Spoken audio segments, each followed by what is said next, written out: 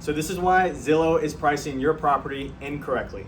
Hey guys, it's Kelly Watkins and Justin here with the Bridge Group, and we have a lot of sellers coming to us and saying, Zillow says my home is worth fill in the blank, $750,000. And the reason that is wrong is we're going to show you how a true appraiser does it, how we do it as agents, and it's not done by a computer. There's a lot of details that go into how to run a CMA. We're going to share those with you now.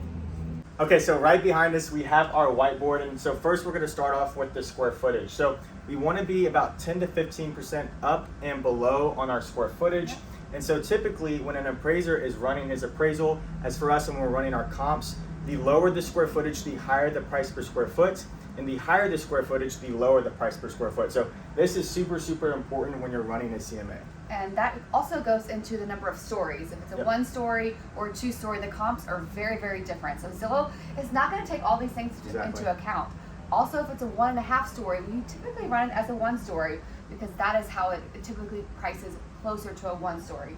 So those are the 2 big things that we look for. We do look at number of bedrooms and bath. That's secondary. Only if there's too many comps that we look at that to narrow it down.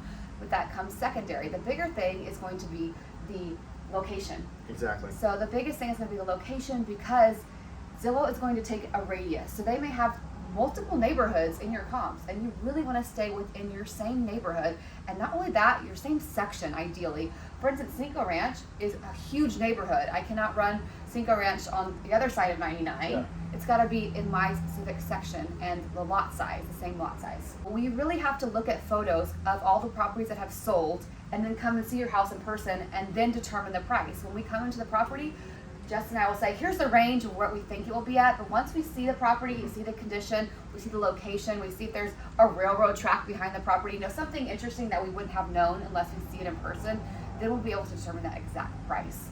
The other thing that we look at is pool.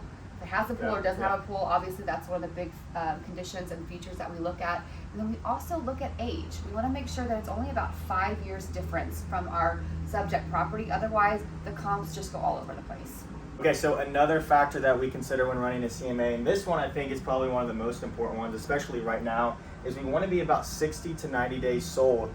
Not active, we want sold properties. Yes. We don't want pending properties, we want sold properties. But we used to run our CMAs with 180 days, but now with the shifting market, we want to be about 60 to 90 days because we know the market has changed, and we know the home prices have changed very, very quickly. So we want to make sure we can be at we like 60 days, but maybe go up to 90 days. So we want to make sure we're looking at what's been sold within that timeline. Absolutely.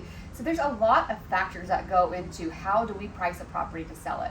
And then once we get that market value, then we have to determine with our seller, are we going to price it above market, at market, or just below market to still create that synergy, potentially have a bidding war. We're not seeing those as much, although we did get, I think, 5 offers on a property that we listed over the weekend. So we are still seeing bidding wars. If we price it right at market or just below market, that's going to give you the highest price possible and drive that interest up on the property. So we spend a lot of time with our agents here on the Bridge Group learning how to run CMAs. Actually, every Monday after team meeting, we're running CMAs, we're practicing, and we're learning, we're growing together to make sure that our sellers get the highest price possible for their properties. So if you have any questions about the price of your property or what it would sell for, don't go to Zillow. That's a computer, they're not going to do it right. Come to the Bridge Group, we're happy to run a free evaluation for you.